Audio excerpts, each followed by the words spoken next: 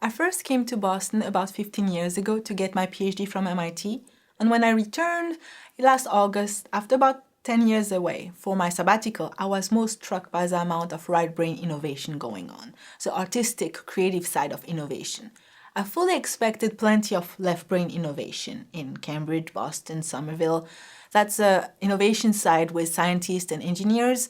I was aware, for instance, of the Innovation District in South Boston, Google opening a new office nearby, the brand new changes in Kendall Square.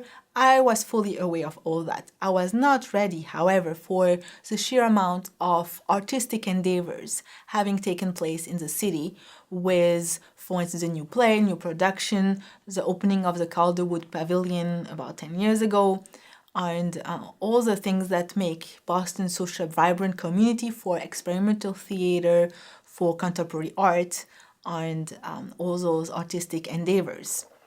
And for me, that's really part of Boston's one thing, the theme of innovation that is not only applicable for scientists and engineers, but also very true and very present in the artistic community.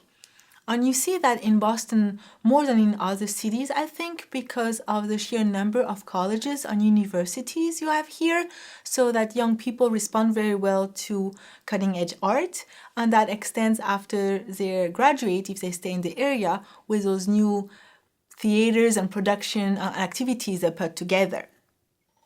And there's a lot of things going on in Boston that you don't really see as much elsewhere.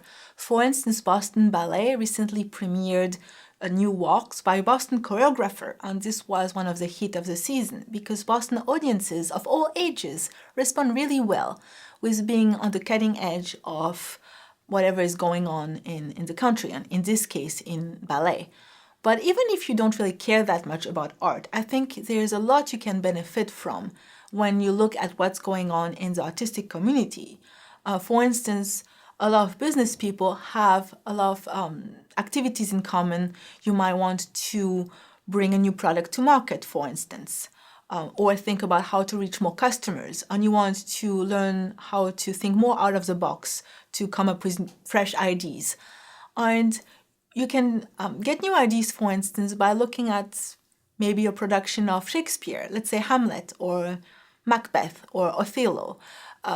So those are plays you can find produced fairly often in the community, or you could also watch recordings or broadcasts online or on TV. And what you can learn from that is you look at what a specific director did for a very well-defined play, and you look at the different changes those people made from casting to casting, from stage to stage.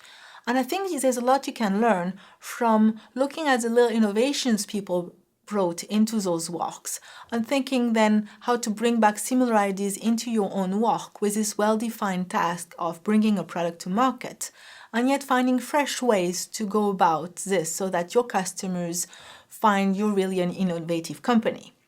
And for me, this is something that unifies the tech and arts community, is the ability to bring a new ideas from nothing and make it a reality. So this is part of Boston's really truly unique advantage of ground-up innovation.